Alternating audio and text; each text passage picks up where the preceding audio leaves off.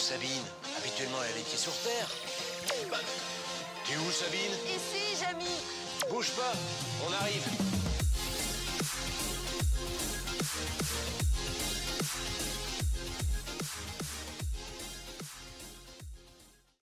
Bonjour à tous et bienvenue dans notre mini-série C'est pas compliqué l'airsoft pour les débutants. Aujourd'hui, on se retrouve sur notre terrain avec les copains pour la deuxième partie des règles de jeu. Allez, on y va, on se retrouve tout de suite en place. Allez, voilà, on se retrouve donc en 2021. 2020, ça y est, on oublie. 2021, ça devrait normalement pas être pire, on y croit. En tout cas, toute l'équipe de la 72e TAC se joint à moi pour vous souhaiter une très bonne année 2021. On a une très forte pensée pour toutes les professions qui ont été impactées. J'espère que voilà, ça va vite revenir à la normale avec ce vaccin. Hein, on croise les doigts, il faut qu'il marche. Les parties, on espère aussi que ça reprenne très vite. Peut-être que même quand vous verrez cette vidéo, on aura repris, ça sera le top. En tout cas, pendant ce temps-là, révisez donc bien le règlement. Donc on y va tout de suite. On va voir Rosan pour la deuxième partie des règles de jeu. Allez, go! Bonjour. Voilà, on se retrouve pour le point numéro 6, les règles de touche. On va commencer en 1 sur un joueur. Donc sur un joueur, c'est assez simple, hein, quand on vous touche, normalement vous allez le sentir ou au moins l'entendre. Attention, si vous avez un doute, rappelez-vous de la règle, quand il y a un doute, il n'y a pas de doute, vous êtes out. Dans le coup, on vous a expliqué normalement au briefing les modalités quand vous êtes out. Donc par exemple, là, Rosan va être out. Out! Donc il va sortir son chiffon rouge. Voilà. Il va se mettre à genoux pour être bien visible. Il va sortir du cadre de jeu pour que tous les joueurs le voient et arrêtent de lui mettre des billes. Et il va compter jusqu'à 30. 2, 3, 4, 5. Si jamais 6, il y a des médics, 7, là le médic peut 8, intervenir avant 9, qu'il ait fini de compter 30. 20. S'il n'y a pas de médic, au bout de 30, il retournera à son respawn. On se retrouve avec Rosan pour parler de la visée. Qu'est-ce que c'est viser en airsoft? Eh bien viser, Rosan montre-nous avec la réplique longue, c'est d'aligner forcément les organes de visée avec ses yeux. Toujours aligner l'œil, la red dot, la mire ou autre chose, mais tout ça, ça doit être aligné. Donc si tu peux passer sur la réplique de points.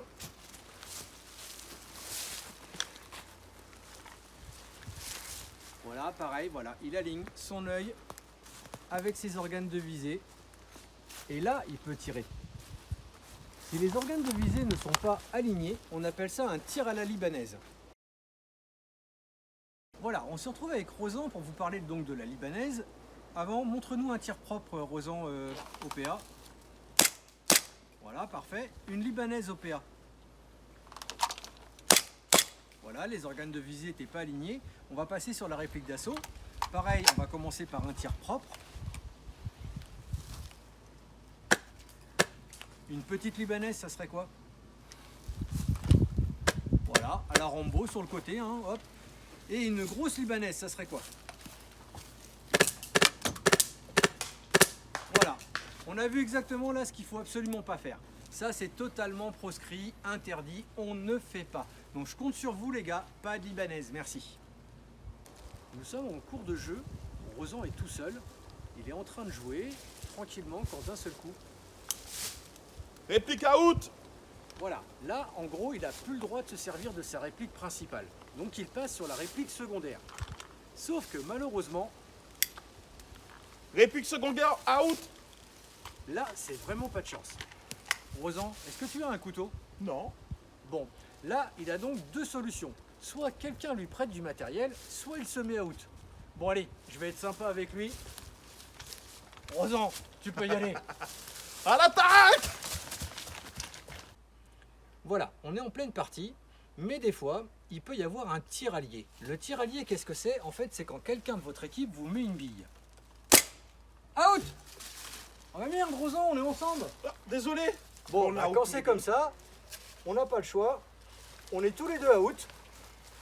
Donc on va tous les deux compter jusqu'à 30. Mais par contre, je suis le seul qui éventuellement peut se faire soigner s'il y a un médic. Donc Rosan, au bout de ces 30, il retournera à son respawn obligatoirement. Voilà ce que c'est un tir allié. En tout cas les gars, on n'oublie pas, on analyse avant de tirer.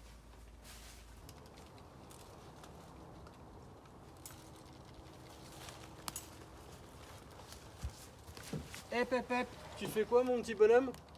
Alors ça, c'est exactement ce qu'il ne faut pas faire. Essaye de passer ta tête. Ah, Passe pas. ah, si la tête elle passe pas, on ne tire pas. Par contre, inversement, si un sniper de l'autre côté arrive à mettre une bille dans le trou et à le toucher, elle compte. Nous allons aborder le sujet du freeze. Là, je m'approche de Rosan. Il m'a pas vu venir, il m'entend pas. Je sors mon PA, il m'entend toujours pas. Quelle chance! J'avance, j'avance.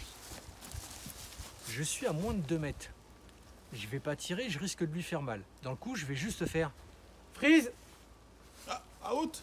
Voilà, je viens de freezer à la voix Rosan. Dans le coup, il se met tout simplement out et fait les choses habituelles de quelqu'un out. Le freeze ne se fait que quand on est à moins de 2 mètres à la voix. Après, il y a d'autres techniques, je vous les montre tout de suite. C'est-à-dire que je peux faire pire. Je vais continuer à me rapprocher parce qu'il ne m'a toujours pas entendu. Mais là, je viens tout simplement le toucher avec le bout de ma réplique. Freeze. Oh, out. Voilà, là je l'ai fait, mais je peux aussi le faire tout simplement en venant lui mettre la main sur l'épaule. Voilà, ça c'est des freezes. Attention, hein, beaucoup d'assauts refusent le freeze, ils ne le prennent pas en compte. Chez nous, on le prend en compte, il y a des fois on préfère freezer que de faire mal. J'ai repéré, il y a Rosan qui est dans le fort. Il m'a pas du tout entendu. Comme je vais rentrer dans le fort, déjà première chose, je vais me séparer de ma réplique lourde. Et je passe sur la réplique secondaire.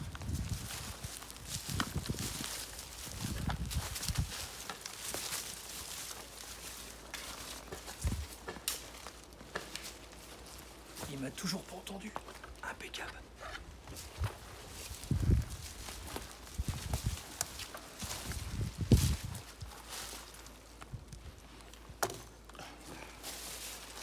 Donc là, je viens de le cutter. Il joue le jeu, il est très fair-play, donc il n'a pas crié out. Ça me permet de continuer mon action s'il y a d'autres personnes à cutter. Allez, on y va, on en cherche d'autres. Donc voilà un cut. Chez nous, le lancer de couteau est interdit. Il faut vraiment aller toucher pour cutter. Alors c'est très kiffant d'aller cutter quelqu'un, je vous promets. Par contre, ça fout vraiment les boules quand on se fait cutter. Mais c'est une action légendaire qui fait toujours plaisir. Voilà le cut. Out. Médic. 1, 2, 3.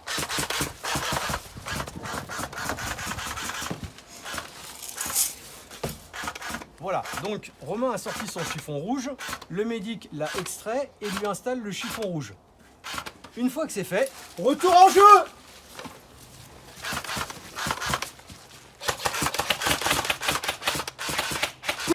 Il a été touché une fois, il a été soigné. Attention, s'il se fait toucher une deuxième fois, il retourne au spoon. Nous allons voir maintenant la deuxième sorte de soin qu'on utilise sur notre terrain, c'est le scotch. Tout de suite, Romain va nous montrer ce que ça donne en jeu. Out. Médic.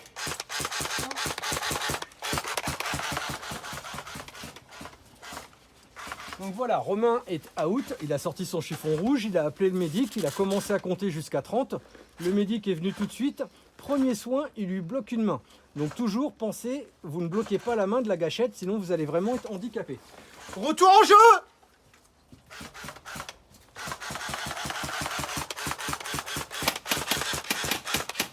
Donc là, nous allons voir le deuxième soin. Out. Médic.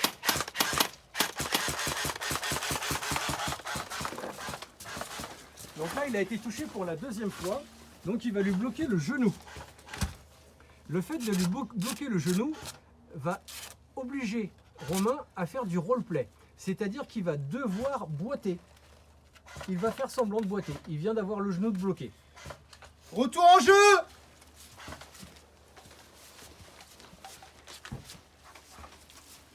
Out. Et là, nous tombons donc sur la dernière touche. Le dernier soin, qui est le plus handicapant. On monte crescendo. Et donc là, il va lui bloquer un œil. Et je peux vous dire qu'un œil en moins, c'est compliqué. La vision est très diminuée. Retour en jeu.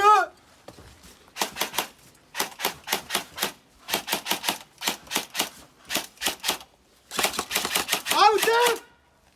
Voilà. Donc là, il vient de se faire toucher pour la 3e fois. Il a déjà été donc soigné 3 fois. 4e touche, out def, il retourne à son spawn. Généralement, à ce moment-là, il n'y a pas d'autre vie sur le scénario. Il restera en zone neutre et attendra les copains.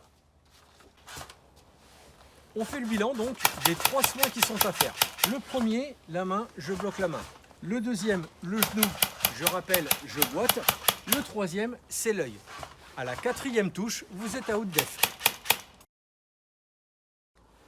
Voilà, ça c'est une grenade à main mécanique. Donc pas de gaz, rien du tout, c'est un système de ressort. Je la dégoupille. On va faire comme si j'étais en partie. Donc voilà, je passe. J'ai vu qu'il y avait du monde dans le bâtiment. Comme c'est une grenade mécanique qui ne fait pas de bruit, je ne suis pas obligé de l'annoncer. On entend bien les billes, vous avez vu, ça vole quand même pas mal. Là, toute la pièce est nettoyée.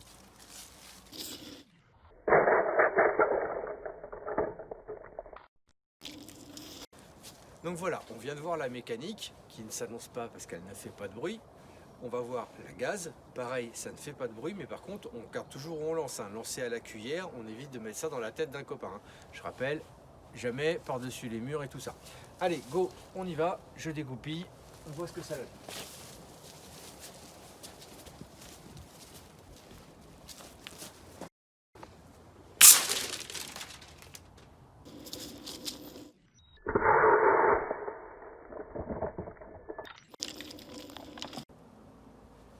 Les grenades ne se balancent jamais par-dessus un mur. On les jette toujours à la cuillère par une porte ou on les jette par une fenêtre, mais en tout cas jamais par-dessus un mur. Pareil, on ne les jette jamais d'un étage, d'un balcon, d'un escalier.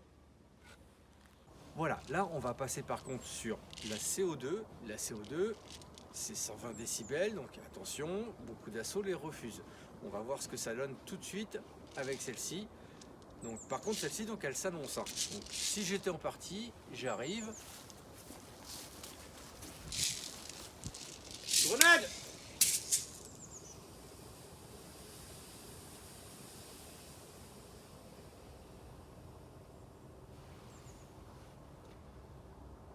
Voilà, on est dans la merde. Elle l'a pas pété. Putain, elle fait chier en fait, elle déconne sa machine.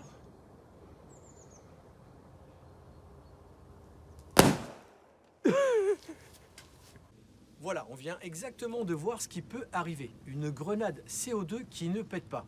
Par chance, celle-là, elle a fini par péter. Mais si elle ne pète pas du tout, eh ben malheureusement, il faut quand même aller la récupérer. Et là, ça fait prendre des risques. Car une grenade CO2 qui vous pète dans la main, bonjour les dégâts. Voilà donc le résultat d'une grenade CO2. Vous avez vu la coque qui a fissuré, le cratère.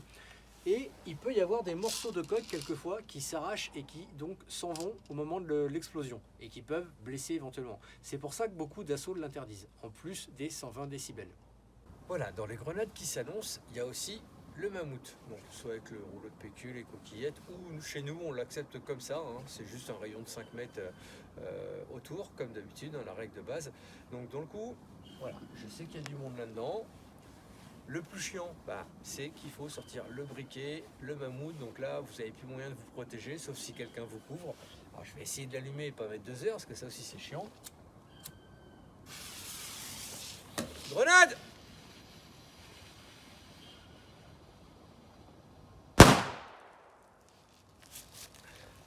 Voilà. Donc comme vous le voyez, ça fait du bruit, comme la CO2.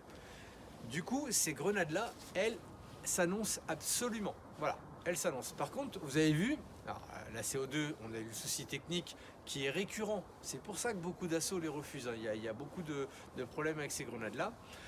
Le mammouth, lui normalement, il pète, il n'y a pas de souci. Mais par contre, vous avez vu, ça fait beaucoup de bruit quand même. Donc, attention à ces grenades-là, elles s'annoncent. Beaucoup de terrains les refusent, donc écoutez bien les briefings ou lisez les règlements avant d'y aller. N'embarquez pas 50 mammouths pour la partie, si jamais c'est interdit, c'est un peu ballot. On fait aussi attention que l'orga vous dise bien que le terrain il est assez humide et que du coup on puisse utiliser la pyrotechnie. Voilà, en tout cas c'est le briefing qui vous donne toutes ces indications là, donc soyez bien concentrés au briefing, arrêtez de discuter entre vous, écoutez les orgas s'il vous plaît, respectez au moins ça. Voilà, ça c'était la partie grenade.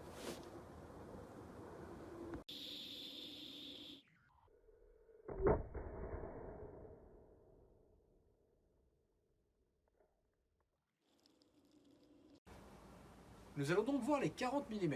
40 mm, 5 mètres de large, 10 mètres de long. Mais attention, cède-toi une pièce de cette taille-là. 40. Voilà, c'est tout propre. Voilà, ça par exemple, il y a la clé mort avec le système de télécommande. Aussi marche avec un fil, mais il en existe aussi avec des détecteurs de mouvement. On va la poser. Alors, pour la poser, c'est simple. On retire la sécurité.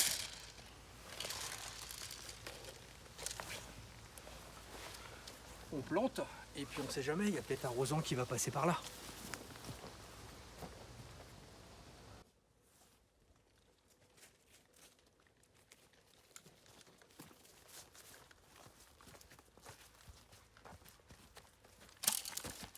Out. Voici donc une mine airsoft. Elle se déclenche en marchant dessus, un petit peu comme une clé mort. Nous allons parler donc du bouclier tactique. Comme vous voyez, le nôtre il a déjà pas mal morflé, il va falloir que je le refasse. Donc le bouclier tactique, c'est vraiment un avantage quand on commence à travailler en CQB ou dans des aménagements. Si on veut tirer avec le bouclier tactique, chez nous, on ne l'ouvre pas. On a juste à sortir un petit peu la tête et on peut tirer, mais seulement à la réplique de poing. J'ai jamais vu le GIGN ouvrir son bouclier pour arrêter un terroriste. Donc dans le coup, Rosan peut progresser, mais il faut toujours faire attention à ses pieds, parce qu'on peut prendre une bille dans les pieds. Donc voilà, il progresse pour aller jusqu'à sa cible. Il n'y a que deux façons de sortir un bouclier. La grenade et la 40 mm. Donc pour sortir un bouclier, j'ai dit la 40. 40 ! Out. Bouclier out. Donc là, le bouclier est out, mais le joueur également. S'il y avait une colonne de 5 ou 6 joueurs derrière, c'est toute la colonne qui est out. Pour remettre le bouclier en jeu, c'est comme un joueur, il faut que le bouclier retourne au respawn. Pour la deuxième manière, c'est la grenade. Donc la grenade, je dégoupille. Grenade! Out. Bouclier out. Voilà, on a vu donc les deux façons de sortir un bouclier. Et on n'oublie pas la grenade, tout ce qui est dans un rayon de 5 mètres, c'est mort. Donc voilà les deux seules manières de sortir un bouclier. Attention, si le joueur est out et pas le bouclier, le joueur doit laisser le bouclier au sol. Le joueur, lui, repart en zone neutre, ce qui fait que les ennemis peuvent récupérer le bouclier. Le bouclier ne repart pas avec un joueur qui est out, seulement quand les deux sont out. Voilà, on en termine avec l'épisode 4. On a fini avec les règles en jeu, en tout cas les règles de la 72e TAC. Si vous allez chez une autre asso ou chez un pro, allez bien sur leur site internet ou page Facebook vérifier leurs propres règles. En tout cas, on va passer maintenant à l'épisode 5. Pour ce faire, j'appelle Benoît pour savoir s'il est prêt. Ouais Benoît, c'est moi, ouais. T'es prêt pour l'épisode 5 ? Ouais, donc on attaque sur le langage Airsoft avec Benoît et on parlera aussi du démontage des répliques et du nom des pièces avec Joe. Je comprends pas. Elle est où, Sabine? Habituellement, elle est les pieds sur terre. T'es où, Sabine? Ici, Jamy.